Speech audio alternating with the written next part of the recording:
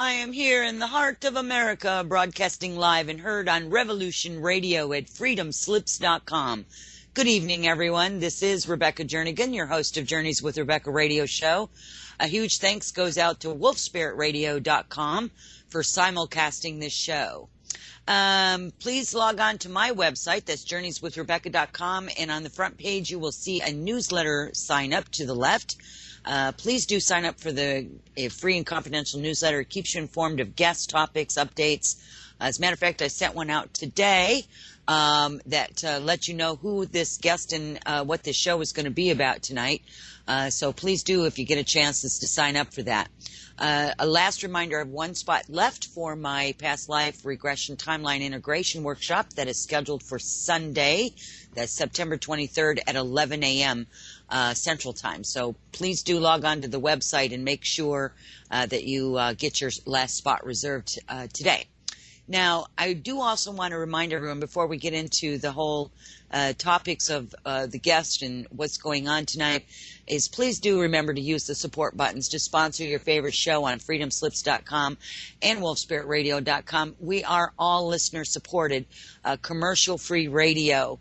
That's what makes this so fantastic. So please do show your support by logging on, making a little donation. Any little bit helps.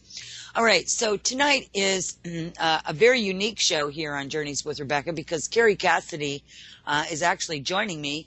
It's kind of an advanced show of her show that's coming up in 2 hours, Whistleblower Radio, with both of us. And tonight she has invited Douglas Dietrich. What we're going to be talking about is the potential situation out in the waters of California in regards to the ships both seen and unseen. The question we're going to attempt to answer tonight is, are we at war with ETs? Are there underwater bases? So if you guys remember last week, Kerry posted some information in regards to this. I do advise you guys to go to her website for all the links in her latest blog in regards to this situation. Again, Douglas Dietrich is here with us as well. We are posting links in all of the chat boxes, and I'll get to that in just a minute. So that you guys can go in there and read about Douglas, a very fascinating man. I also recommend that you go to the archives on, pardon me, on Kerry's site. That's projectcamelot.org. And she did an interview with Douglas back in May of this year. It's in her archives. What this is going to do is help you to fill in the blank along with a lot of background information on Douglas. It certainly just doesn't cover much, but it covers enough to make this picture we're going to get into bigger, wider, deeper, and probably stranger than you can imagine. It's time for everyone to be aware and informed, and that's what we're attempting to do tonight. Agree or disagree? We hope that you at least keep an open mind about the possibilities that will be presented here on this unique show, kind of co-sponsoring, if you will, with Kerry Cassidy and myself. Now, back to the chat rooms. You can find chat rooms at wolfspiritradio.com, freedomslips.com, journeyswithrebecca.com, and Kerry, I'll have her make her announcement of where that's at. I have monitors in my chat box that when we get a question, if we get questions tonight, we do hope you'll wait until at least the second hour before we actually try to attempt to answer them. Those monitors will forward those questions to us. We'll attempt to get to questions as the conversation kind of unfolds. So that being said, I'd like to take the opportunity now and welcome both Douglas and Kerry Cassidy to the show. Kerry, welcome. Douglas, welcome. Thank you so much. It's lots of fun to do this, and I'm very happy to be here. That's great. And believe me, I'm grateful to be here, and hopefully I'm awake enough where I unmuted my mic because it was a pretty hard day today. I was very fortunate. I was blessed with a 3-hour Skype interview with Red Ice Creations Radio this morning, but considering the lack of sleep I had last night combined with that, I'll do my best to keep the blood and oxygen flowing through my brain while we speak. So definitely. Good. Yeah, definitely glad to be here. And I did want to ask Ms. Cassidy about how she's feeling now. I believe that the man's name was Gordon Duff, who was kind enough to try and investigate some of what Ms. Cassidy was the first person to expose in terms of a general public arena. And I think he put it in Veterans Today, and then for whatever reasons of his own, probably because he himself is protected apparently by certain intelligence sources and may have other motives that we can't fathom at the moment, took her name out as the credit with later editions of the article. So I want everyone to know that on both my public and private Facebook timelines, which can be found at facebook.com/Douglas Duane Dietrich for the public timeline, or right through the Douglas Dietrich website. You can just hit the big blue button. It'll take you to the Facebook. And just scroll down. It'll be one of the first few posts you'll see will be the article that originally credits Kerry Lynn Cassidy for exposing what's going on pretty much right here in my hometown, right off San Francisco, right off the Northern Californian coastline. So with what's been going on with the removal of your name from that article, Ms. Cassidy, I think the first thing that comes to my mind is how do you feel right now? Vulnerable or any less safe because of that? Well, as I mentioned in my blog post, that didn't thrill me that he removed my name, not because I'm such a publicity freak, because actually I get plenty of publicity on my own, although maybe I'm more notorious or infamous than whatever. But no, it's all good. I've got some people watching my back at this point, and I did clarify that in the article, and I've also put out some other sort of coded information for those that are, I guess, have eyes to see and ears to hear type of thing. So that's going on. And I've also been told that at least one of those parties has stood down, does not own up to even threatening me now. And so they're taking a big step back, whether that, it's an interesting dynamic, because I was told by two intel agents who are friendlies that people that threaten you are supposed to do so with credentials, and if they do so, they're supposed to come and see you in person. And right. I just wonder if, if the people that have been killed in the past. Now, I don't mean to be maudlin here or diabolical, but I just don't know if those other people really got credentials right before they shot him or killed him with a heart attack or whatever the hell they did, because on Camelot, of course, we keep track of this sort of thing. Right. And in our tribute section. So, but I do appreciate the sentiment, and I can appreciate that that's protocol in military circles, and military tries to follow protocols, as we know. I liken it to when the Revolutionary War took place, and the British were walking and marching in formation, and the patriots sort of who wanted to start America, so to speak, were running around with guerrilla warfare, not following protocol. I just hate to tell these people who are so kind of used to protocol and things like that sorry, we're in a whole different ballgame right now.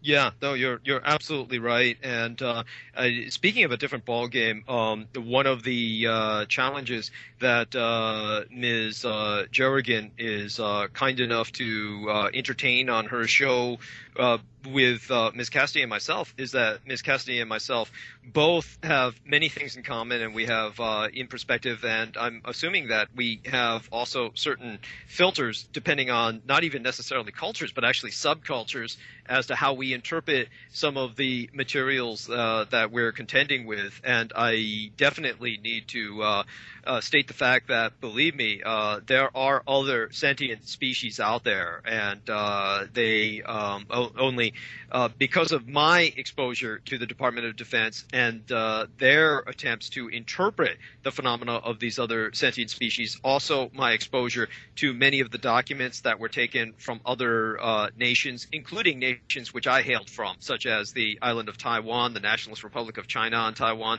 I have also a kind of foreign or different perspective on what's going on in the Pacific. So it's definitely the Mediterranean of the world. It's the majority of the world's land surface, sea surface. As I said, I'm not really awake at this time. But it's so much of our planet that it's going to become more and more of a focus of our world economy and politics. And right now it is the focus of even another dimension of interactivity. And I was just wondering, obviously, under unidentified submersible objects is how I interpret what's going on. I also interpret the marshaling of several high technologies in which to contend with dealing with this phenomena as pretty much reinforcing a lot of the history, which I'll try and put the context of this phenomena into tonight. But how do you interpret it? Because Mr. Duff said something that was fairly cryptic. He said that and by the way, it was misspelled. He said something like, here, initial information was incorrect, but somehow her suspicions were confirmed or something like that. I was still trying to make sense of that. And maybe you can put that into perspective for all of us. What on earth was he trying to say? Well, yeah, I think that was some kind of typo going on there, but I wasn't sure, actually. It wasn't, maybe that was a half-finished thought. People do write these things kind of sometimes under the gun, and as a journalist, I can appreciate that. I've actually spoken to Gordon Duff. He's a good guy. He seems to have good intentions, although, with anybody who works with certain sort of unnamed groups, you never know the whole story behind what goes on there. But I've been led to believe that he has good intentions. He is part of a group called the Adamus Group that has sort of been self-elected to push disclosure, believe it or not. And he's actually written a short article on Veterans Today, maybe about a month or two back, about the group, the formation of the group, and the fact that he was a member. That's in addition to his intel background. He doesn't like me to say who he's with and so on and so forth, so I'm not going to do that, but I think people can draw their own conclusions. I will say that what he was saying there was a little cryptic, as you are quite right. And that was in reference to the first article I wrote that apparently made the rounds in a big way. I was also subsequently told, actually quite recently, that I was the reason he removed my name was because I was, quote unquote, I know this is going to sound crazy, but in danger from some international country. So a country outside the U.S., believe it or not, in addition to whatever sort of goings-on were taking place within the U.S. So it was this. I have to say, I've never written an article that got more sort of rustled the bushes more and got people to come to the fore and try to persuade me of everything under the sun, and also take me off base in a number of ways. So it was. You must say that where there's smoke, there's fire. Now, I know a lot of people are just discounting this. Some people don't believe there's ships because they can't see them. Some people don't like the idea that I said Chinese subs recently. I know that I've been told to stay away from this whole discussion. And I've gotten some feedback, as I've mentioned, and I'm going to move ahead with all of this because I feel that there's some very, very important stuff going on here. Before we continue, and I'm so happy that Douglas Dietrich, it was actually a psychic intuition that brought me to bring you on the show, Douglas, which I didn't get a chance to tell you that, but thank you. Out of the blue, I get messages sometimes, and you were one of those messages. My next guest, who comes on my show after this, is David Griffin, and actually, you guys are welcome to join in that show if you feel so inclined. But we're going to be talking about this same subject, but from a completely different perspective, in theory. And I got to say, that's explosive material in and of itself. And listen, I have to say that. Camelot has been dealing with this subject for close to 7 years now, and we have got the most radical whistleblowing testimony out there, really across the board. If you take the time to listen to our over 300 hours of audio and video footage, and actually it's more than that now, since I do a twice weekly radio show. And I just have to say that this stuff is out there.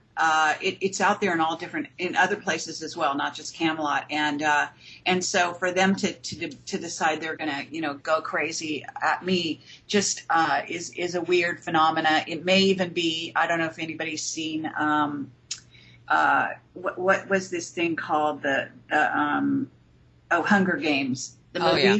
Yeah. And I just relate to that main character, as in case anyone didn't know that, when they saw the movie. Right. I haven't seen the film, but I wouldn't be surprised. It looks like a very dystopian environment in which a heroic female is certainly struggling to do what's right against all odds. And I do get the impression that there are factors in the film, forces that are either trying to help her or hinder her. So I can understand definitely why you would feel a lot of empathy with that character. And yeah, but right. By the way, I don't think that what you say about other countries is surprising at all. I'll give you an example. Is that there are issues in the world, as you can imagine, which the United States of America and its constitutional republican government, by that I mean its government as a constitutional republic. I'm not speaking in terms of parties, not like Democrats or Republicans, but its government really doesn't care about quite a bit that goes on in the world. There's many things, as you can see, that go on in the world that the government could care less about and wouldn't care what you said concerning many topics, but other governments do. There's not that many of them, but usually a few developed governments in the world. And as an example of that, again, because I come from Asia, but also have that German connection, as you can tell from my last name, though that's far more removed. But in terms of, say, for instance, when we were describing cult warfare, and we'll touch on that a bit tonight because we'll be talking about energy weapons and scalar weapons and English as a second language breaks in sometimes when I'm tired, the disturbance of the sea bottom as well as the disturbance of certain dimensional factors or the creation of rifts in regional space-time areas around the Pacific by utilization of scalar weapons or other technologies that has led to some of what we're seeing right now. We will be touching on some of that cultic warfare, however, briefly, where cults like Yomu Shinrikyo, which had enormous budgets based on their followings, very similar to Reverend Sun Myung Moon with his Unification Church, were deploying scalar weapons. And so when I was speaking about that on air on my own show, Critical Omissions, I mean, we're basically all on Revolution Radio, Ms. Jernigan, Ms. Cassidy, and myself, different programs. But when I was speaking of that phenomena, that was the worst interview I ever did. It was a young lady named Noreen Helpan, who was a member of the Soko Gakkai International, which is considered by many people to be a Buddhist cult. It's got about 12 million people worldwide, though it seems to have a much more positive impact on the affairs around it. The Japanese government turned towards them to help use them as an intelligence resource against Yomu Shinrikyo when it began to terrorize Japan in the mid-1990s.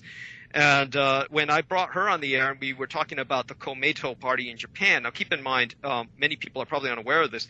In Japan, you can run a political party on a religious ticket that would be similar to Mitt Romney running for president on a Mormon platform. See, there's no separation of church and state in Japan.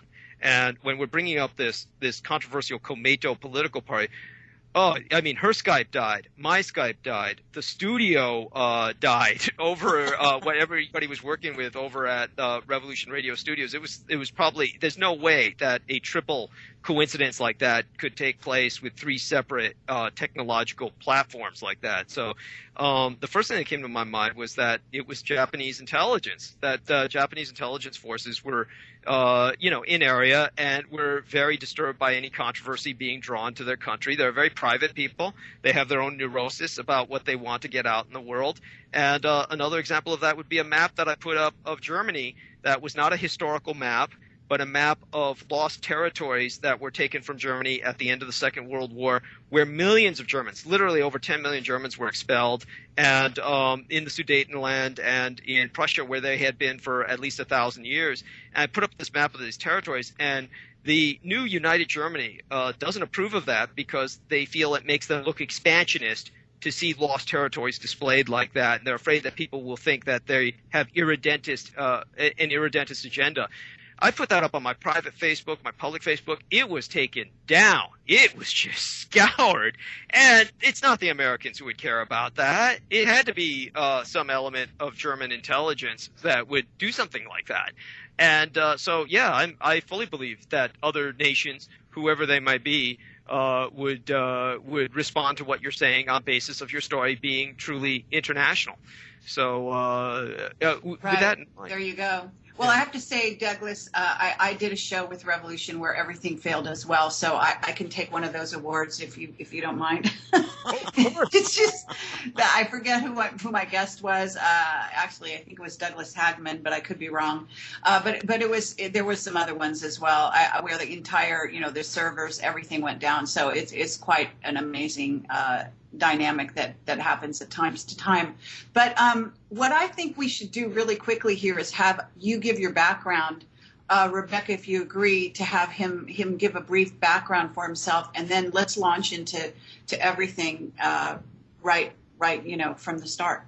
I think that would be a really good idea, because there are some people that Douglas may not be as familiar with you, and I think for the purpose of this the rest of the show tonight, I think it would be a really good idea for you to do such thing as just to go into a little bit of your background there, kind of help set the stage.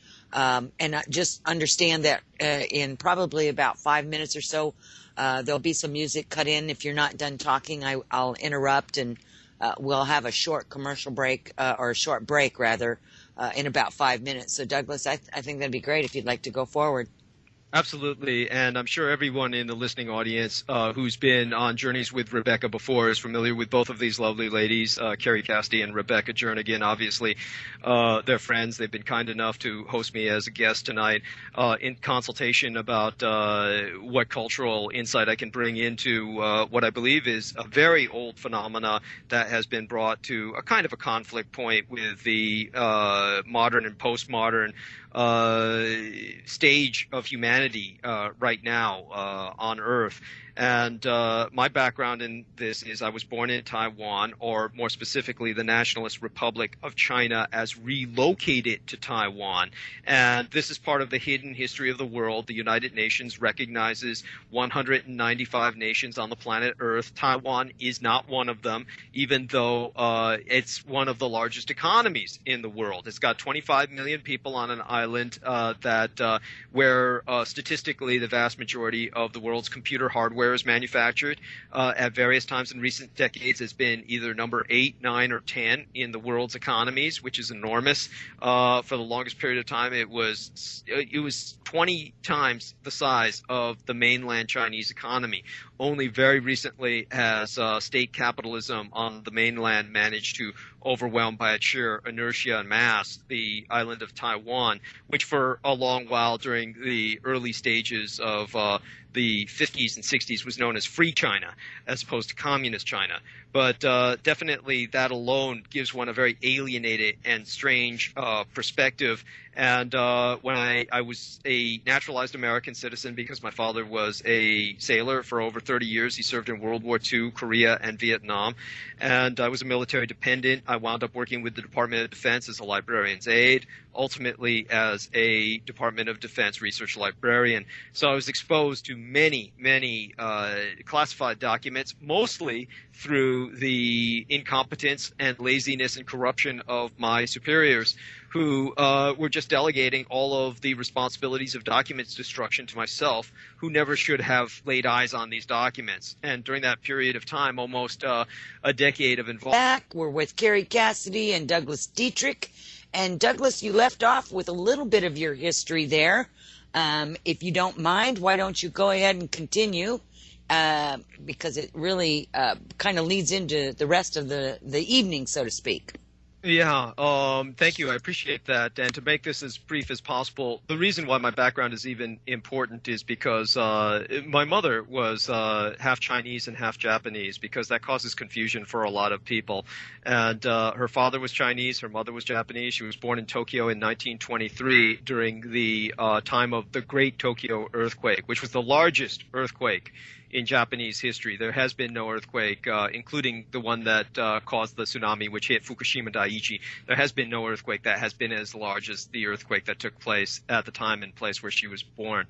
And in terms of the connection with China, on Taiwan, Taiwan was an island of Japan for many, many years. It was made a part of Japan in 1895. It was never invaded like Okinawa or Tarawa or any of those islands, and it just quietly went from Japan into nationalist Chinese hands as an exchange for the Chinese, the nationalist Chinese permitting the Japanese troops to remain in China throughout the Chinese Civil War, which lasted until 1950. And because of the Taiwanese being forced into this politically compromised position through American betrayal as they saw it at the time, because the Americans, being allied with the Soviets, supported Mao's communist China, this led ultimately to some of the political strangeness that we see in terms of the military bedfellows of the communist Chinese operating with the Americans off the Northern California coastline today. Chiang Kai-shek, who was the leader of the nationalist Chinese, had some training in the Soviet Union. His son married a Russian bride. The Soviet embassy moved all the way to Taiwan with the Nationalist Republic. That became their Taiwan card, as opposed to the Americans, who continued to support the communist Chinese, and that's how they wound up playing the China card. That's what paved the way for Nixon's visit in the 70s, and that's what led to ultimately a lot of Sino-Soviet conflict, and ultimately a war, which very few people are familiar with, that took place starting in 1969. So we have all of these conflicts in geopolitics that are ongoing, and as the fulcrum and the lever of all of that is the archipelago of Japan, which dominates that area.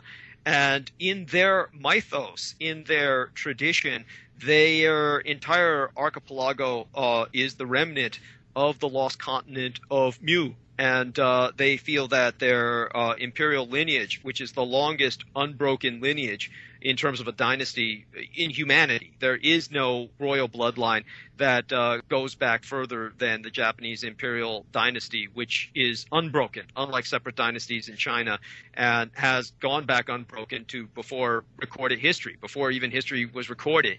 And they feel that they were once part of a much greater continent that was part of the southern Pacific, known as Mu, which sank beneath the waves due to multiplicity of catastrophes, and that the ancient sorcerer priesthood, a matriarchy, opened several dimensional gates which allowed its population to escape to Japan. And the original population of the Japanese archipelago was truly Caucasian. It was what are known as the Hairy Ainu, A-I-N-U. They now have been driven all the way to the cold, bleak, desolate northern island of Hokkaido, where they remain to this day. But there are Caucasoid peoples, and it was literally out of nowhere, around 3000 BC, in the era before Christ, that we had the Jomon people, or the Yayoi, appear, a Mongoloid stock, an Asian stock that came out of nowhere, came out of the sea, according to the legends, and that their royal matriarchy was essentially descended from this sunken continent. So there's this entire tradition of a land beneath the waves in Japan, which deals directly with their imperial bloodline. And everybody in Japan, until around 1945, when there was a much greater influx of foreigners and a lot greater intermarriage with foreigners, till 1945, it could rightly be said that pretty much every single Japanese person in Japan was in one way or another, by a single drop of blood at least, related to the emperor. So they truly were one huge family. They truly were all descended from this one bloodline, which no one knows where it came from. It did not come from China, because genetic tests have proven that. They do not have the same genes that Chinese people do.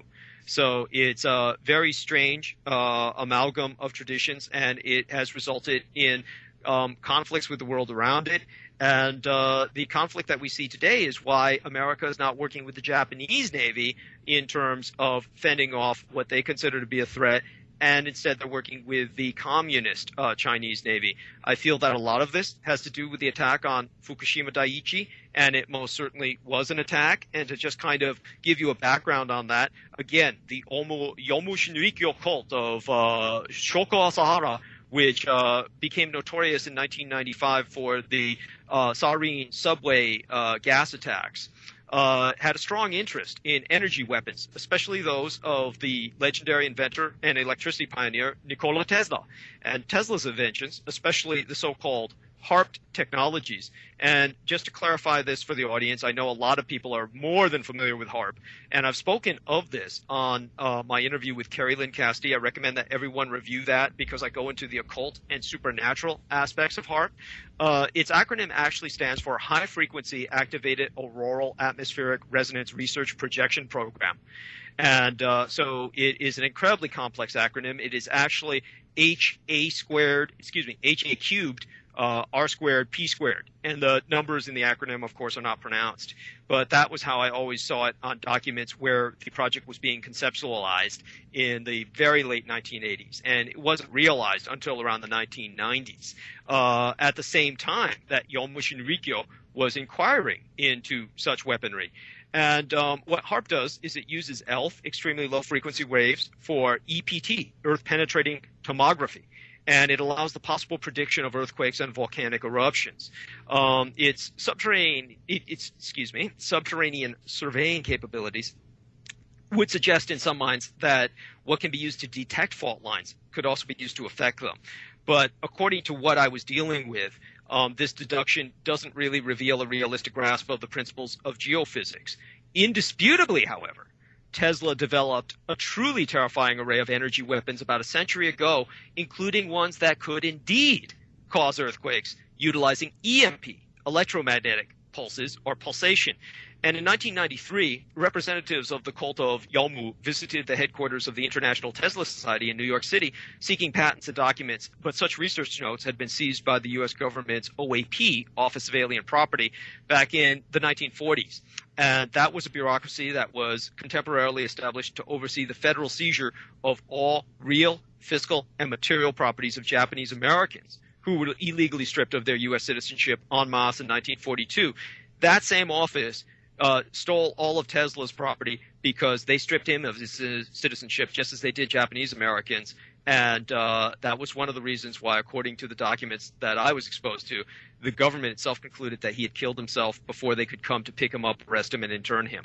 And the reason they did that was because he gave as much of his blueprints and his documentation as he could to his Yugoslav son-in-law to bring back to Yugoslavia because he was so afraid at what he saw with the Americans' experiments with the USS Eldridge and what became known as the Philadelphia experiment, that he did not want this in the hands of the Americans alone. He wanted this technology to be the property of all humanity. And his son brought it back to Yugoslavia, where Croatia was an active access satellite. Therefore, it wound up in the Third Reich as Tesla technology, and Serbia was invaded by the communists under Josip Broz Tito, which is how it wound up in Soviet technological studies. And the Japanese got it through the Third Reich, and so it did indeed become, in a sense, the property of all humanity. And the Americans hated Tesla for this. And so since 1943, all of his work has remained under national security status ever since. And around that same year, the Japanese government calculated that Yomu Shinrikyo had over 10,000 members in Japan and over 40,000 worldwide. The cult of Yomu boasted a particularly strong presence in the Russian Federation, where there were yet another 30,000 members. And it was widely known in Asia that the sect was purchasing highly classified Tesla-derived energy weapons from the RSIS, the Russian Commonwealth of Independent States, which was the administrative body established to oversee the bankruptcy and dissolution of assets of the former Soviet Union. And in 1993, that same year, an earthquake was reported in Western Australia. And this was the first ever recorded there. It was tectonically impossible, physically impossible for an earthquake to happen there. It was linked with sightings of strange beams of light, and the government investigated and showed that the earthquake's epicenter was the Banjawarren Sheep Station, which had just been purchased weeks earlier by Yomu Shinrikyo. The cult had taken up where the Soviets had left off, and it was in a secret energy weapons arms race with the United States. And what ultimately happened was in 1995, the Holy Pope of Yomu, Shoko Asahara, announced in a radio broadcast, Japan will be attacked. He said this on January 8th of 1995. He said it would be attacked by an earthquake, and the most likely place would be Osaka Kobe. And 9 days after this prophecy, the fifth largest city in Japan, Osaka Kobe City, with a population of almost 6 million people, was hit by the worst superquake in Japanese history since the Great Tokyo earthquake, which took place when my mother was born. And within seconds, it left probably, if I remember correctly, about 7,000 dead, 30,000 injured, and 300,000 dislocated Japanese citizens in its wake, along with total cost in damages estimated at about over $100 billion US dollars. And at that time, Supreme Leader Asahara had basically shown the world that he was in possession of an incalculably powerful new weapon of terror. And his next target was Tokyo. And if he had hit Tokyo in 1995, that was the center of much of the world's economy. Japan was the second largest economy on earth. It would have taken down the American economy with it because they were so inextricably linked at that point. Japan owned so much of America's treasury bills. At that point, something like about 80, close to 90%. And it would have had to have called all that in to repair itself if Tokyo had gotten hit. So that meant the Japanese had to slam down on him. And that's why they engineered the sarin nerve gas attacks. They couldn't tell the world and the Japanese public that this man had hold of an earthquake-making machine. But what is so revealing was that on September 11th of 2001, after the Twin Towers collapsed, for some strange reason, the Colin Powell, who was the Secretary of State at that time and had been put in charge of investigating Aum Shinrikyo for, we're talking about well over a decade at that point, suddenly declared that Aum Shinrikyo was a terrorist organization. And that was 6 years later, after 1995. And he did this only after September 11th. It was in November of 2001. He formally labeled Aum Shinrikyo as terrorist and froze all of their assets. So this really ought to show you how seriously this is taken. And the reason that is so important is because Fukushima Daiichi was attacked, almost certainly by the United States. Japan was on its way to becoming energy independent. Basically, America couldn't afford that because America is very inextricably linked, siamized through the House of Bush originally to the House of Saud. And America gets the overwhelming majority of its petroleum from Canada, from Mexico, from Venezuela, from Nigeria, from almost everywhere in the world, but hardly a drop from the House of Saud. And very little from Iraq. As a matter of fact, when Saddam Hussein said that he was going to switch to the euro and start selling oil to the Chinese, that's when George Bush Jr. said there's weapons of mass destruction in Iraq. And when he attacked, they dusted Iraq with the radiological equivalent of 44,000 Hiroshima-sized atomic bombs in terms of the tons of depleted uranium they dropped on Iraq. They rendered it so toxic that its oil is inaccessible. They have to pay millions and millions of dollars a day to ship oil into Iraq because they can't get the oil out. There's only one area they get oil out of Iraq, and that's on the sea. That's on a ocean-based platform right out of Al-Basra. And other than that trickle, any nation, China, Japan, whoever, Germany, who wanted Iraqi oil would have to pay trillions and trillions of dollars to deradiate it, to detoxify it. And it's functionally taken off of the market forever because this has a half-life in depleted uranium of millions of years. And the reason they did that was SAD, S-A-D, Strategic Area Denial. By doing that, Saudi oil was made impeccably golden. And America continues to pin its dollar unofficially against that outflow of Saudi oil to prevent the dollar from collapsing. And through that chokehold, manages to stymie the growth of Europe and China and Japan, those economies which are dependent mostly on Southwest Asian and Middle Eastern oil.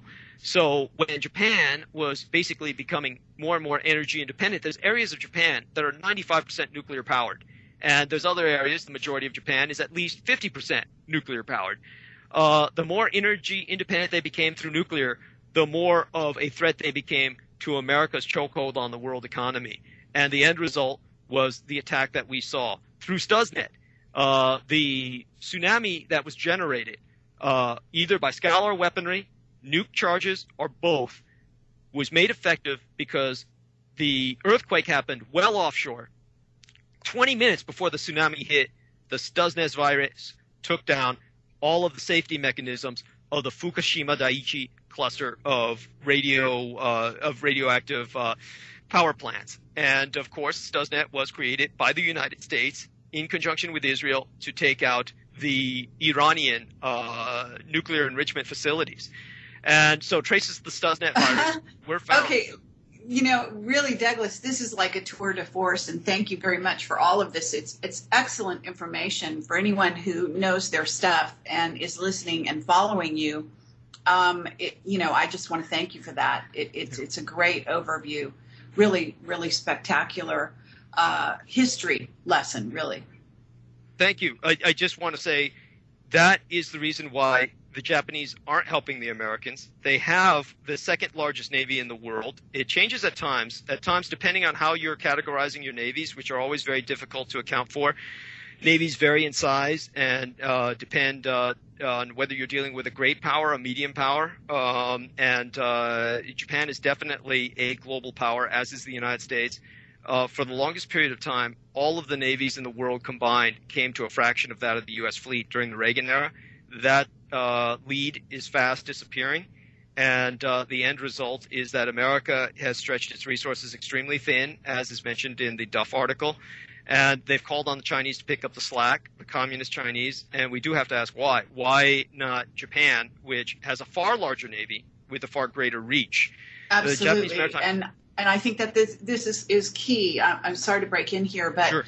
I want to, you're you have almost an encyclopedic grasp of all of this material, and just for the sake of the listener, want to slow you down a tiny bit here, right. If you don't mind, because I don't want this to blow by too quickly here, where people kind of lose the drift. So I think the case you're building for the ships off the coast of San Francisco. And we do need to talk about what's been seen, what hasn't been seen, and some aspects of all of this. So as you sort of wrap this up, I'm going to want to come back to you and go over some of these points as you're going. But I'm thrilled to death to hear you talk about this, because I have had a personal intuition that Fukushima was actually aimed at Japan because they were about to go in the direction of free energy. And you seem to be substantiating that with your information. And I do want people to understand that you worked at the Presidio, because I don't know if you really said this.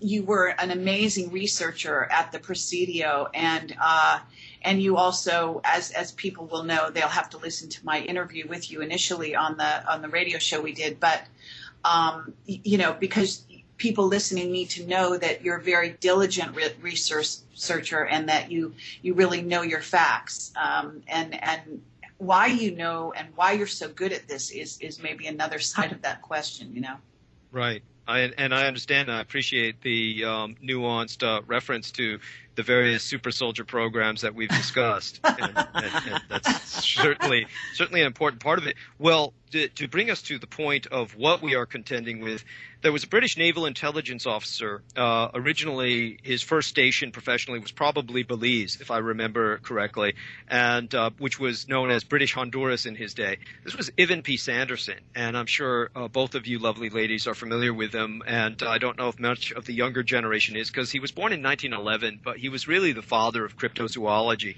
as we know it today, and he was definitely an adventurer, an intelligence officer, and he became fascinated by rumors of sea serpents and living dinosaurs and other cryptozoological oddities. He had actually seen a dinosaur in his trips into the heart of the Congo, and certainly made a claim of just how incredibly horrific an experience that it was, and that's written of in his memoirs, so people can reference that. But definitely, he was not in good odor with his naval superiors because too many of his reports dealt with what they considered to be a delusional threat from what he claimed was an intelligent and hostile underwater race. And Sanderson held this culture responsible for the disappearances of ships from Belize to Bermuda and beyond.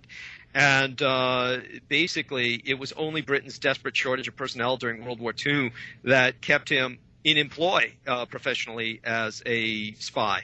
But when he, after the war, got into media, alternative information media, and began to write books like Invisible Residents, he brought to the attention of the West what the Japanese have been saying for millennia, which that there is what they refer to as an undersea shogunate of Mu, or Mu, and that this sunken continent has a civilization that has been quite angered and violated by the pollution, the strip fishing, the undersea mining that has been conducted by the surface world, and there would be no reason why they would not be hostile or inimical. And it does go back into the sinking of the continent of Mu, where the priesthood, according to Japanese mythos, opened up dimensional gateways that are represented by the torii, or those gates that one sees all over Japan by the thousands in front of temples or martial arts centers. And these represent the dimensional gates that were once opened millennia ago by the priesthood of Mu, by which they escaped to the archipelago of Japan. And Japan's entire geophysics, not just its geography, but its geophysics, is deemed to be unstable ground because of this interdimensional phasing that has taken place since the collapse of the continent of Mu and the relocation of its nobility into the islands of Japan, as represented by the Yamato dynasty of the emperor. So that gives a cultural perspective on this, and we can take it from there, of course, with your questioning to help bring some more detail on it. But I would like to remind both of you lovely ladies that hopefully before the end of this 2 hours, or if we, or maybe in my next 2 hours with David, if Lynn Cassidy is kind enough to permit me to escort her to that other media with David, and if he's kind enough to also speak with me as well, then we can also talk about the disappearance of islands that have happened in the Pacific, not just due to American atomic testing, but due to Japan and the Third Reich's experiment with the kind of scalar weapons that they developed from the Tesla technology, because that might all play a part into the kind of phenomena that we're seeing now. But my perspective, I do need to emphasize this, from what I learned from the DoD, or what I was exposed to there, was that the conclusion tended to be, with all of what they fed into the Cray supercomputer, during Hirohito's time, and Emperor Hirohito was a world-renowned marine biologist who was the only scientist to ever head a nation state in history until later on Margaret Thatcher, who was a physical chemist in charge of United Kingdom, and Angela Merkel, who was a physical chemist in charge of United Germany. But until those two ladies, he was the only scientist ever to head a nation state. During his day, the term gene meant a mathematical unit of inheritance. And through a cellular biological approach, he felt the universe was inevitably teeming with life. With the isolation of deoxyribonucleic acid, it was fed into the Cray supercomputer, the biggest computator of its day, so to speak, in the 1980s. The government conclusion was based on the new discovery of DNA after Rosalind Franklin had isolated the helical structure of biology. They felt that life became pretty much impossible. And their conclusion, based on what I was seeing, was, and it seemed to be too universal amongst their circles to be disinformation, and it seemed quite logical. Their conclusion was that our solar system is quite singular, and that there are other sentient species, some sapient and some otherwise, descendants of the dinosaurs or other species. They tend to all source from our solar system. They may not all be from Earth, but they tend to all source from our solar system, which they did conclude was a binary planet system, that we do have a brown dwarf companion. So that's the kind of perspective that I have on this, that whatever species we're dealing with, would be far older. A relic population is the term that's used. That there may be that there, as a matter of fact, definitively there are many relic populations, but many modern Americans tend to interpret these as extraterrestrials or aliens. And at this point, they may have stretched out to other places in the solar system, but none of them seems to have gotten very far out into the stars in their development, or if they have, it was so long ago that we can't seem to trace any signals, which is highly unusual. That was the reason the government concluded was what it did. Certainly nothing that I had access to seemed to indicate that there were signals from outside, extraneous to our solar system. So that adds to the mystery, but definitely there are crashes of some of these objects that have other types of species inside of them that are not human. And they definitely, I argue about what happened at Roswell and what happened throughout that period of time within the United States or the continental United States, but definitely the rest of the world has seen its share, particularly south of the border, of some crashes because they're using a relic technology, and it's capable of wear and tear. So that just to stand on that, and I certainly would love both of your opinions on that, because I know both of you have been involved with this for far longer than I have, and have talked to many other people besides myself to add perspective and depth to this. Wow. Well, we're about maybe a minute, 2 at the most, before we're going to take a break at the top of the hour. Oh, I see. I put my pants on. So, just like the rest of you, one leg at a time. I guess I'll have to watch. Guess what? I got a fever. And the only prescription is more Jacko. Uh-huh. I turned cities into salt. Oh, okay. You gotta come work for me. Right. Uh-huh. I could get you in now. You love it. Nobody tells you when to go to bed. If you want to call in, sure. Tone. I'm not adding all these people. I don't know. You are listening to Journeys with Rebecca. We're here with Kerry, Cassidy, Whistleblower Radio, and the wonderful guest, Douglas Dietrich. And Douglas, let me just say here for the record that, wow, just really fantastic information, and so eloquently worded and so succinctly delivered. And I thank you for just the way that you share your information. It's absolutely positively riveting. Really, it is. So we appreciate your time here today. So here's where you, first of all, I have to say time warping. It's always time warping when you're in that space of kind of sharing information and listening and contributing, however that works. And it just seems to go by literally in just a blink of an eye. And the first hour went by extraordinarily fast. Pardon me. And so you just gave so much information. But what we want to do is first of all, I love the mood thing. Someday I'd like to actually just sit down and maybe have you back on my show and we just talk about all of that, because that's really fascinating. But because Kerry invited you on, as well as this is kind of a joint effort here, I know that I would love for you to kind of use the correlation of mu and the description of the beings as maybe how they relate to this mu. And then Kerry also wants to kind of go down the kind of the path of if the arrest of the bankers, if that fits in, if at all. So, and then Kerry, I'm going to let you maybe bring up something here else that you might want to say before we let Douglas do his thing.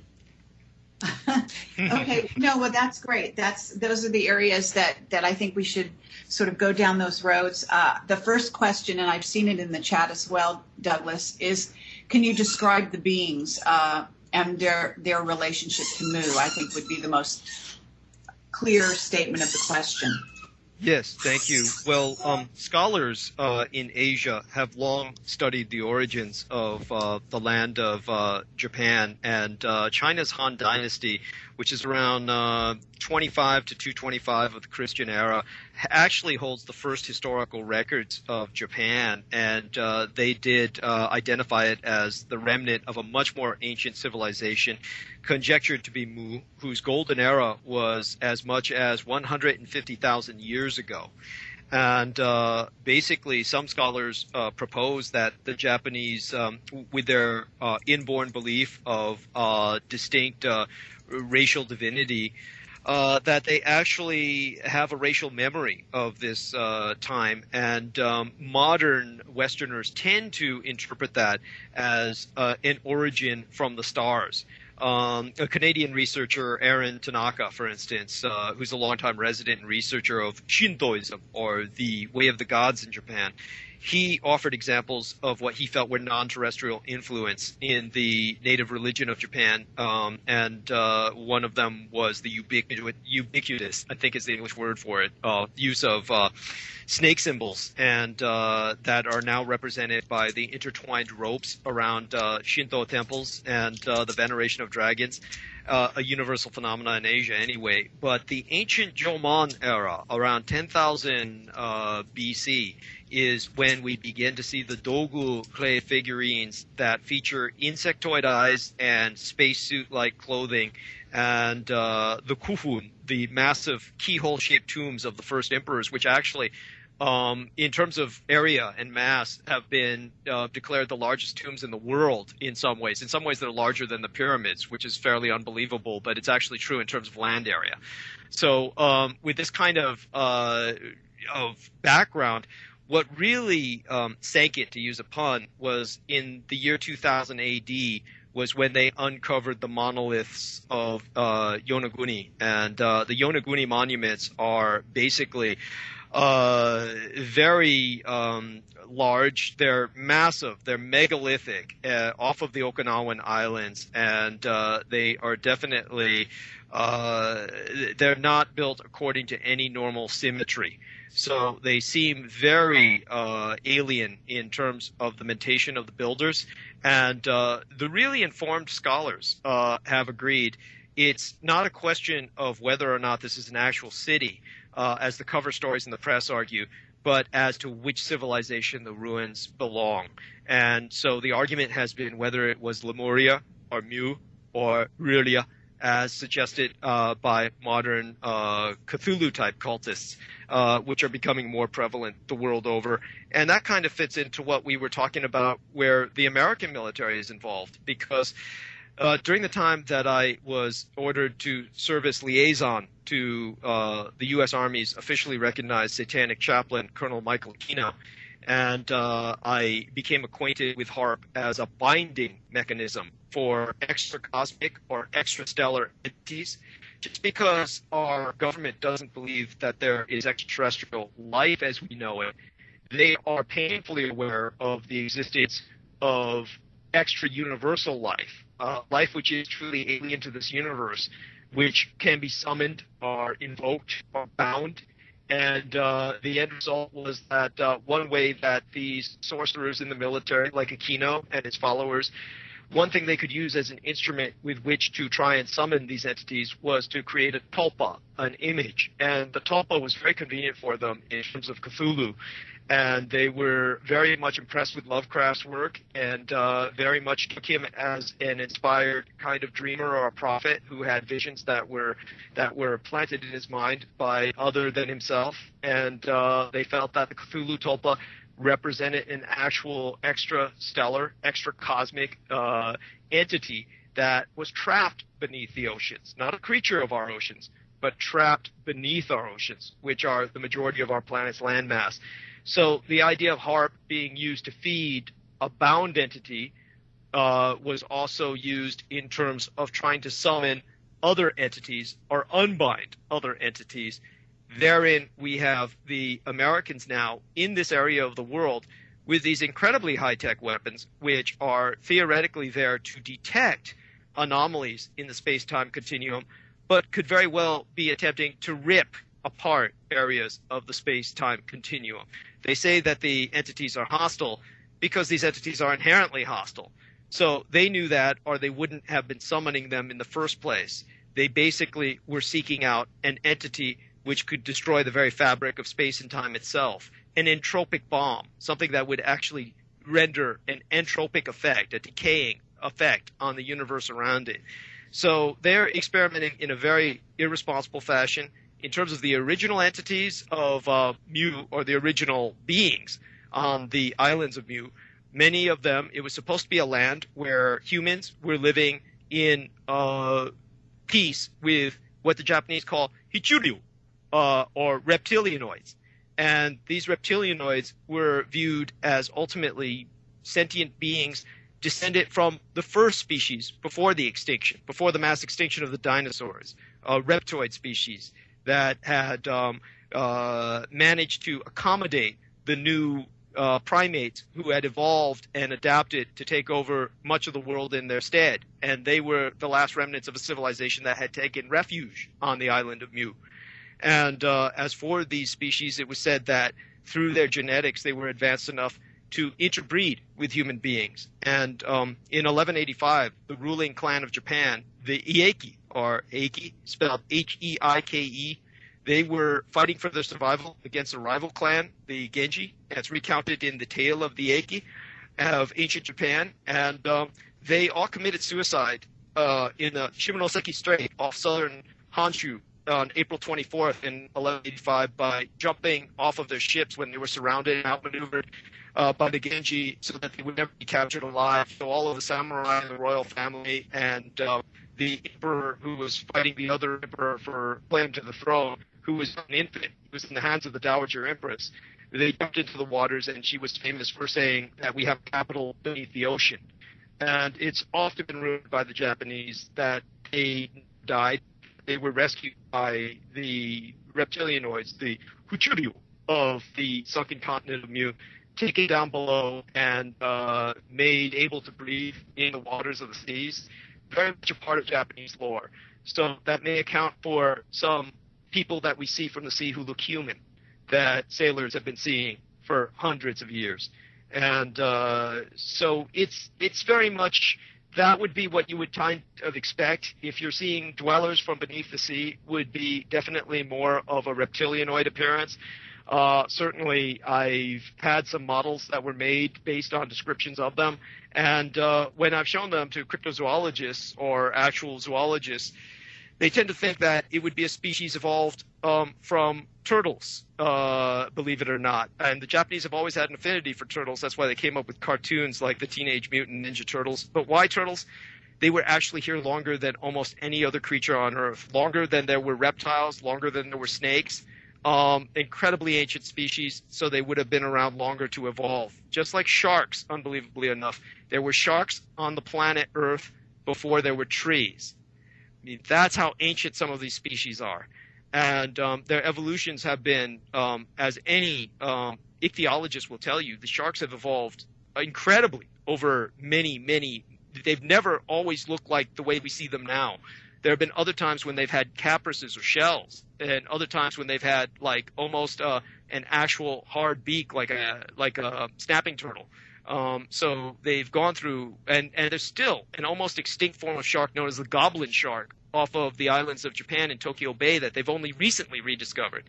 So the idea of a turtle-like Huchuryu or kappa, as the Japanese call them, and various other kinds of entities living in the ocean, there are probably a variety of sentient species. And there's so much water on the Earth's surface, and we found that beneath the Earth, there's even more water. So okay, I'm going to stop you there a bit because Sure. This is great, and as usual, you can just go on, and everything is pertinent, everything is great, and very useful, I think, to people listening. But what we need to do, just because we have limited time, very unfortunately here, is kind of drill down to the questions at hand, because you are starting to cover that area, and I appreciate that you sort of made that sort of round trip through and then to the reptilian species, how they might have evolved, and how they were in the oceans. And certainly there are many species of even possibly even in inner Earth that are also in our oceans and also have undersea bases.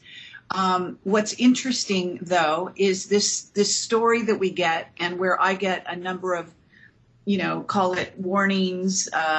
One, basically being told they'll put me away, et cetera, if I continue to pursue this. In other words, the governments are so sensitive to this situation that is happening off of San Francisco Bay. So what we need to do is kind of try to wrap back around and see how this could be playing out. If you were to give us a theory on how you think all of this background works to explain what may be, I have one person who has witnessed battleships, albeit in international waters, so they're not going to be seen from San Francisco, but he flew over the area, and that's what he reported. Now, take it or leave it. There are other people that are reporting, I can tell you, Navy vessels up near Vancouver, as a matter of fact, who are turning fishermen away. And I haven't even reported on this yet on my site, but it's been reported to me by a very good source who has had this information reported to them. And I've actually gotten it from two people about the Vancouver area in specific, and also maybe north of there, Puget Sound, I was told, in which also wraps around to these mermaid. There's videos on YouTube about these mermaids, or humans that are partially fish that have been discovered, and then the Navy very hush-hush disappears them very quickly, nets that have been torn for ages, et cetera, et cetera. And then I'm also getting information that these small Navy vessels are sitting on a line, and I do have a photograph that was sent to me that does show these ships. I was told they were stationary, which is very unusual, and they are Navy, which is unusual also because usually they are Coast Guard. This is off, again, the northern Pacific coast. And so I actually have another story that was told to me about the Juneau area, which I'm not at liberty to disclose at this time, which I didn't take seriously. I still really don't, but it may also, relate in a loose kind of way to, because I have been told that this encompasses the entire Pacific region, not just San Francisco Bay, so to speak. So that's one side. The other side is the whole rumors about the arrested bankers and the Hague's role in this. And you're talking about some deals possibly made with communist Chinese. And can we go in that direction a little more specifically then? What is your explanation for encompassing all of that, if you have one? I wouldn't have an explanation concerning the rumors about the arrested bankers. That I always tend to think of that. It might be true. We can only hope. But I would tend to think of that as wishful thinking. I think we would all like to see them arrested on the basis of some international law. It's very hard for me to believe, I'm so cynical at this point, that any kind of justice would be meted out to people who have stolen so much that they could bribe their way out of quite a bit. So it's that would strike me as being highly unusual, but definitely the economics of our world are impacted because, in a very real sense, certainly during the early 1990s, much of the United States' economy was pretty much held in terms of the investments. Again, T-bills or treasury bonds were almost all owned by basically three nations. It pretty much came close to about Japan owning about 70%, and China owning about 20%, and about 10% being owned by South Korea. So it was very much a conglomeration of Asian nations that had pretty much taken a lot of America's investment and its future as kind of like the new version of mutually assured destruction. Rather than atomic missiles pointed at each other, we would just bankrupt each other and render each other insoluble in the event of some kind of conflict. But why the Chinese submarines? The reason why is because they're diesel, and the Americans and the Soviets both found out the hard way in multiple war games that the diesel submarines are actually much quieter and can go much longer distance in some respects, believe it or not, than nuclear submarines, certainly in terms of diving capabilities. Military submarines are not meant to dive very deep. A lot of people don't understand that. They're simply meant to hide beneath the surface of the waters, but they're not meant to be real deep divers like the Trieste, which was a scientific submarine, which went all the way down to the bottom of the Marianas Trench, or at least to the edges of the Marianas Trench. And but military submarines are just meant to get beneath the surface so that surface ships and surface radar can't spot them, and then surface when they need to, if they ever have to. The nuclear submarines even have to surface just for the sake of their crews. But diesel submarines, they're much stealthier, and in war games, they repeatedly sink American carriers. They can break through all the barrier forces that surround American supercarriers and sink them in war games again and again. For this reason, since the Americans, just like the Soviets, don't have diesel electric or hydrogen peroxide type submarines or any of these advanced engine submarines, most of which are built in Germany, they probably turned to the Chinese and said, help us out with this because your submarines are more silent, less bulky, can dive a little deeper.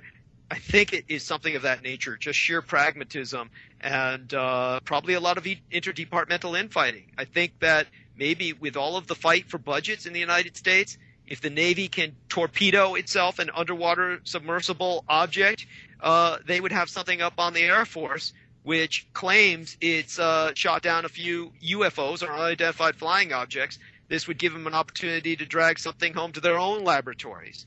And with that kind of political situation, the lack of trust for the Japanese, who must view the Americans as quite hostile and are refusing to cooperate with them militarily in exercises like this, they might consider the Japanese untrustworthy because of their genetic relation to the underwater shogunate of Mu.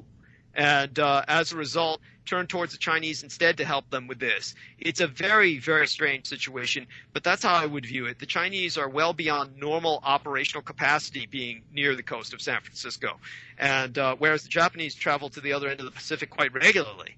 So it strikes me as some fairly heavy realignment on the part of the United States. And absolutely. Let me ask you, why do you think they're at war, sudden war? Why a sudden war, or why a materialization of what appears to be what may be a secret war that's been conducted in secret in the past that suddenly has leaked out? Do you think that have you gotten specific information coming to you? How is it that you know this information? You know what I'm saying? Well, obviously, because I was born in Asia, I retain what connections that I can with my work with the Department of Defense in the past. There's still some tentative connections, but the reality is, with what I've learned over many decades, it becomes almost obvious. The American attack on Fukushima Daiichi created an ecocide, a ecological disaster that is impacting the undersea world. The reaction has been hostile, and the people that the undersea community would be angry with would be the United States, which launched the attack, the aggressor.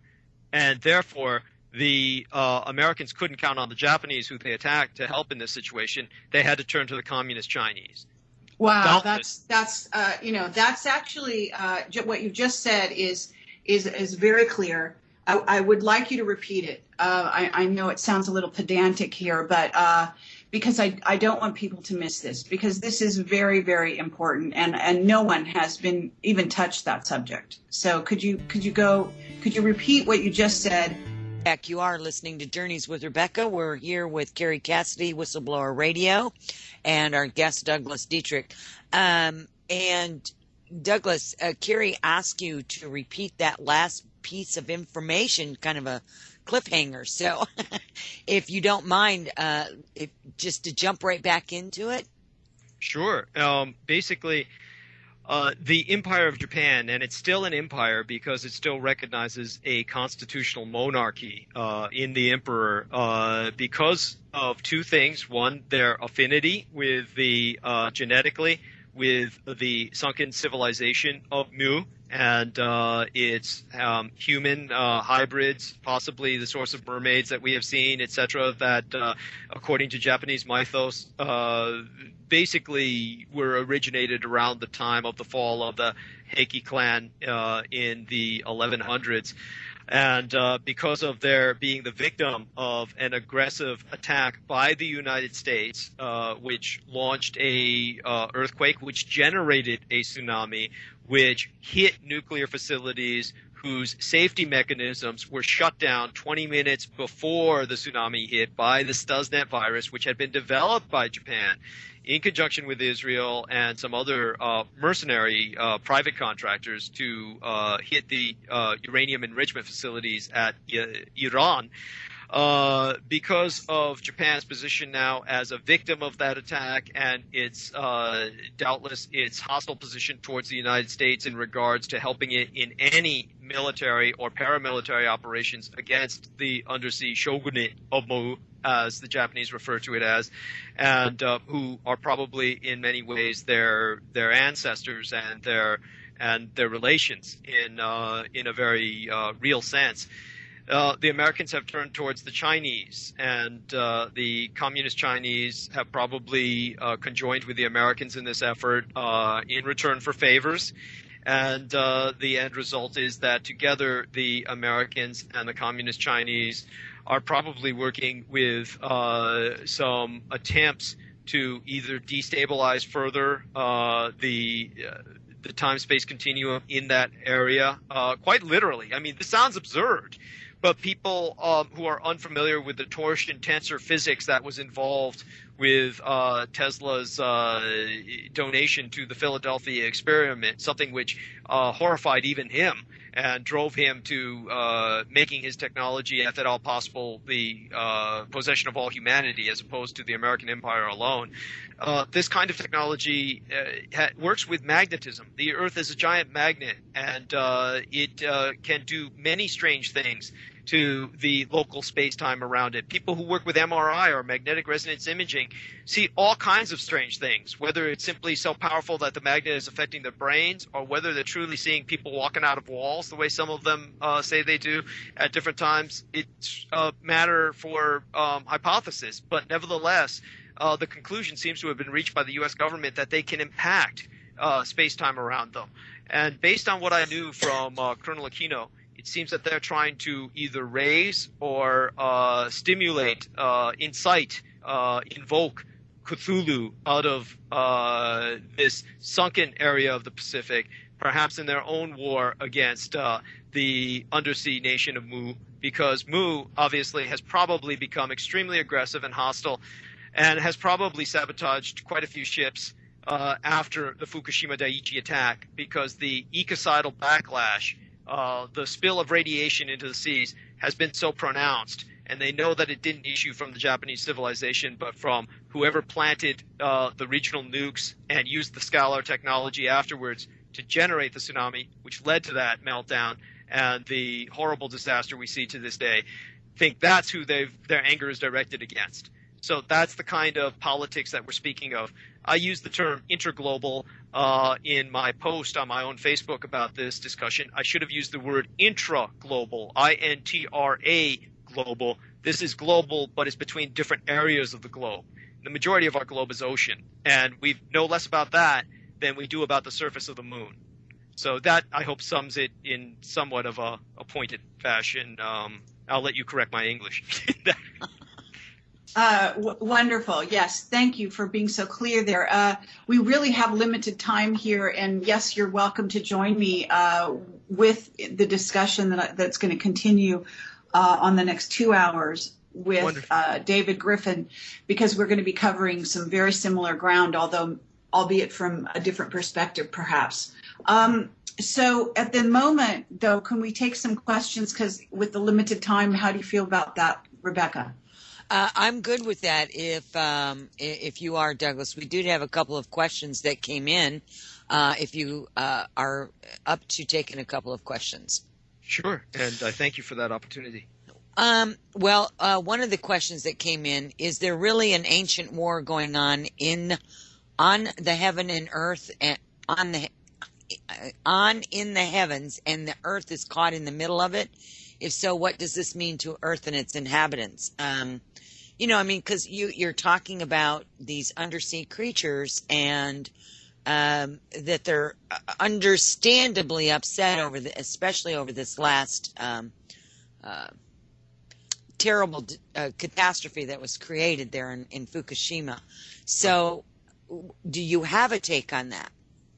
I do think that we tend to interpret what happens in the world around us through our cultural filter. And I think that in the American cultural filter in particular, there's a very biblical interpretation, and we do tend to think of a war in the heavens and on the earth in America from a perspective of Nephilim and fallen angels and various other progenitors of those fallen angels. And I don't know if that's a very useful filter for this situation. It's understandable, but as I say, the kind of background that I have is not an atheistic background, far from it.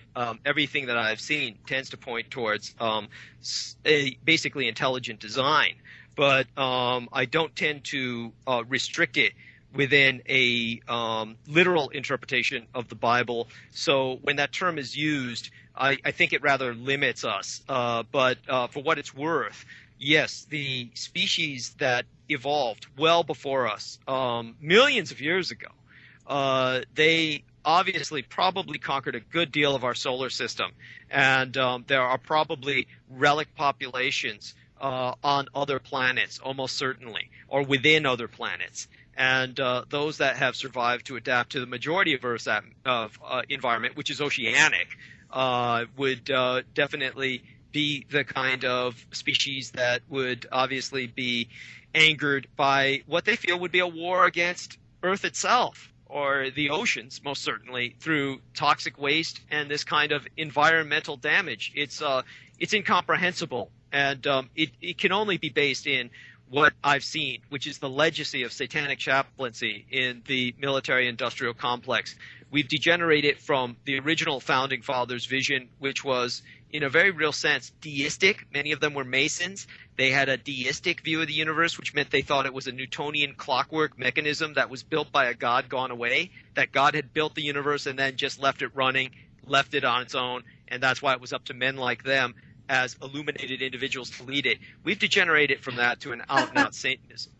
Bad enough, but now it's worse. Yes.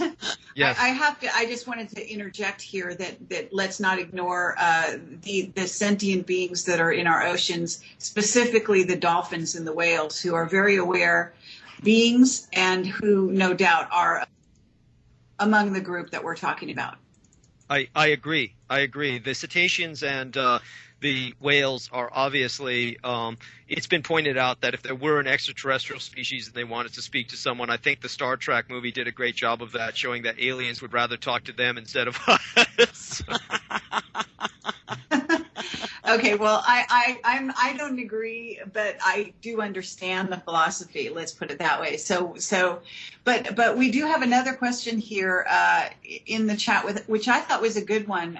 If you don't mind, Rebecca, and let's see, and Douglas, it says, do you have a sense of how public this situation on the West Coast might become at this point? I think that's a very interesting question. What do you think, Douglas? I think that thanks to your services, it's already become public. Yes. Oh, and by the way, when I said what I said about the whales, I was just being facetious. I don't literally mean that. No, go right ahead. It's fine. Go ahead. Yeah. But in terms of in terms of what we're seeing now, yeah, it's already going public. And of course, like many things that go public, those who maintain an awareness will remember it, will continue to maintain an awareness of it and track it where they can. But for most of us, it'll probably, unless things really explode out of all control, it'll probably become stifled or suppressed within a period of time. But we'll see what happens. It's definitely, this is big, and we all should make a note of it and mark it, and put a space in our minds that say, watch this space and keep an eye out for other things that come. The fact that it's regionalized to the Pacific is what makes me so certain that this has to do with the cultural factors that I brought up. Unless anyone has heard otherwise, there doesn't seem to be, according to the encounters that we've seen, that much of a influence of this phenomena elsewhere just yet. That's an interesting question, and I guess we're going to find out more as time goes on. Have you, because you live in San Francisco, I just need to ask you this nut and bolts question. Have you had anybody report actually seeing any Navy vessels and or Chinese subs? I mean, have you had any fishermen or any leaks or information because of your connections, et cetera? You know, I very much appreciate your asking that, and I do need to emphasize the fact that many people who are not familiar with naval vessels will use the term battleship, and the reality is, outside of that film, Battleship, there really are no functional, real, genuine battleships in deployment right now. So the film Battleship was definitely using a battleship because a battleship is one of the most awesome and beautiful of warships, if you could use that term for a weapon of war. And it's very aesthetic, and it is representative of an enormous amount of firepower. But they don't make them anymore because they're hellishly expensive to maintain, and they can be made again if a nation would put its mind to it, but it would take an enormous investment of resources, and they were quote unquote supposedly made obsolete by the carrier. Only now we're finding out just how easy it is to sink carriers as well. So we have an evolution going on in naval circles right now. And what we do see are a lot of destroyers. We see a lot of frigates. So people aren't really seeing battleships per se, but they're seeing, shall we say, warships. They are definitely seeing warships. And I've heard that from some people, but not enough to really get any details out of. The problem is most of the observers are not trained observers because all of the naval stations have closed down in the San Francisco Bay Area, Alameda, Treasure Island. The only thing left is what's known as Coast Guard Island, and they're keeping their lips sealed. I'm sure they must be in on the loop, at least in terms of being told to stay away or something of that nature. Okay, well, I'm hearing something about Vandenberg. Have you heard anything about Vandenberg? Only what I heard from what Duff learned from you. They were bringing some high-tech weapons and using that as a weapons-basing platform, ultimately from which to deploy the weapons or maneuver them over for use with the fleet in conjunction in a combined arms operation. That would be the high-tech stuff that comes to mind. When they speak about lasers, what I tend to think about are scrambling the electronic brains of missiles. So I don't think that the beings that we're contending with are actually missile users. So what they would be using that for would be something unorthodox. It's definitely all very mysterious and intriguing, and it really brings to mind the fact that there is much more going on than we are made aware of. This is definitely the hydrosphere, the inner space of planet Earth, and it's the majority of planet Earth, and we're just beginning to, I think, realize that we're not alone. Only rather than using the term extraterrestrial, which Gordon Duff misspelled anyway, we should use the term non-terrestrial intelligence, as was used in the film Abyss when it was speaking of oceanic sentience. Or intraterrestrial would mean from the inner Earth. Non-terrestrial would at least mean not of the land. So I think non-terrestrial would be a good word for it, a non-terrestrial intelligence. And USOs are under unidentified submersible objects as opposed to UFOs in this case, even though they probably do fly. I do hear some people were seeing something of that nature, but they just couldn't describe it. They just said it was more like in the blink of an eye. Or something of that nature. It was too hard for them to identify, and for all they know, it could have been drones being tested, but we don't know that. So okay, well, let me ask you if, and I'm sorry to sort of step in here again, but we are so time limited here. I just want to say, if you were to conceive of the kind of conflict we're talking about here, and you were to understand the psychology at all, and I know this is presumptuous, of the races and their reaction to the Fukushima thing and how they may be reacting and what may be going on, the nature of the battle, so to speak, what do you think is going to be the solution? In other words, because assuming this is an ancient race, assuming that there's some payback that they are exercising towards certainly the Americans in regard to Fukushima and poisoning their waters, which is probably unforgivable to some extent. But at the same sense, they will understand that we're sharing the surface of Earth. So where do you think this might go? It depends on how the technology is deployed. Now, if they were truly angry and seeking to depopulate certain areas of the West Coast, they could easily trigger earthquakes. That would not be beyond their capabilities at all. To give you an example of this, because I do believe it's so important, as quickly as I can, when the Third Reich developed the Hungarian electrical systems engineer Gabriel Krohn's anomalous energy equations using their computers. All of this started around 1935 when Konrad Zuse developed the world's first really operational computer. You had Subramanian Chandrasekhar come up with his equations of black hole physics, which was taken quite seriously in Germany and Japan, but rejected by the British. Gabriel Krohn came up with a extrapolation based on Einstein's torsion tensor physics, which he himself began to dismiss because Einstein couldn't handle where it was going. And then what happened was they developed what was known to the layman as the Nazi Bell technology. But this had to do with a unified field of gravity and physics, electromagnetism, toroidal and spherical mathematics and physics were involved.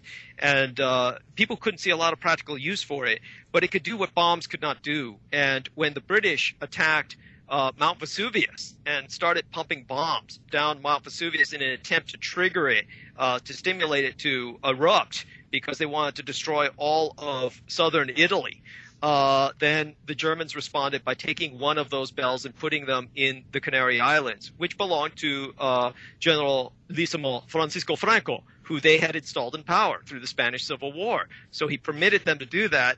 That's when they threatened the Americans at the very end of ceasefire in Europe in 1945 with disintegrating La Palmas, which would have created a tsunami, which would have hit all of the eastern coast and basically decimated functionally the United States and the majority of its population. That's why the United States instituted the Marshall Plan, and General Marshall became the only soldier in history to ever win the Nobel Peace Prize. It was a payoff where they were forced basically to reconstruct all of Europe and to pay for damages that the Europeans had felt that they had done. Now, how did they know that this would work? Because there was an island in the Pacific known as Ganges Island. People can look this up, Ganges. Ganges Island was discovered by Germans, and the Japanese, of course, owned it. It was way off of Tokyo, known as Nakano Torishima. And Nakano Torishima was on globes. It was on maps until 1945, when the Japanese phased it out of existence using this bell technology. Because of the tectonics of that area, it didn't create a tsunami which hit either the Pacific or the Japanese coasts of either North America or the Japanese archipelago. But by making it disappear, then they showed the Americans this would work. And if we do this at La Palmas, it will destroy your civilization. So this is the kind of technology that we would be talking about. And again, people can look this up. You can go into antique stores. You can look up maps and globes made or issued before 1945. You will see Ganges Island on the majority of those globes or maps. Suddenly after 1945, you will never see it again. You'll find a few hints of it in some kind of search engine that'll say it's a phantom island or something ridiculous like that. But it existed. The Germans set foot on it, and so did the Japanese, and they had bases there. Then they phased it out, Eldridge style, USS Eldridge style, like in the Philadelphia experience. Wow. Okay, I just want to stop you right there. So you're saying that the Bell technology, of which I'm very aware, and by the way, there are some people that are actually thinking that the Nazi Bell platforms that actually Bill and I went to, I guess it was an area of Poland and saw one of those. And a very spooky area, I have to say. That those platforms, some people think they were actually used for UFOs, but actually it was the Bell technology. You're exactly right, and it is a time travel device as well. And you're saying they have moved that to the Canary Islands. Did I get that right? Yes. Well, there was one of them. There was more than one Bell, quote unquote. Right. One Yes. of them was certainly installed in the Canary Islands because it could do what an atomic bomb could not. An atomic bomb, see, the Americans, after 1945, went wild with nuclear testing. They took entire islands and just blew them out of the water using hydrogen bombs. We're all well aware of that. But what happened with Ganges Island is totally unrecorded in any American textbooks, history books.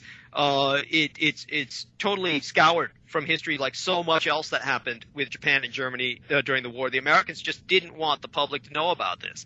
And so that one of the bells was indeed placed in the Canary Islands, in La Palma specifically, and the threat was they would use it to shift that island out of existence, at which point the tsunami would be triggered because of the collapse of material into the Atlantic, which otherwise couldn't be done with an atomic bomb. An atomic bomb would just blow off the top of the island, as opposed to creating that monumental a shift. It would take something like the bell at that time to do that. They proved what they could do with Ganges Island, which is no longer there, and yet, as I said, is on maps. You can find it in antique shops and globes. I have a globe with Ganges Island on it, Nakano Torishima. And so in terms of this is the reality we're talking about, if those beings in the undersea shogunate Obu are so inclined, they could do that to quite a bit of the West Coast. And I think the Americans are doing what they can with some phase shift technology to try and counteract that, or at least. Okay, wait. And that's, amazing, great information. And I have to say that intuitively, again, you're just, I have been getting this stuff. And so I have to say that because you're now talking about it, you're putting kind of like the technical behind all of the stuff I'm getting. I was getting the warning repeatedly that what they could do is trigger a West Coast earthquake, and also that some of the battles, so-called battles, if you want to call them that, that are taking place will be evident because they will be planting even nukes, which sounds ludicrous, or maybe EMP weapons or whatever you want to call it.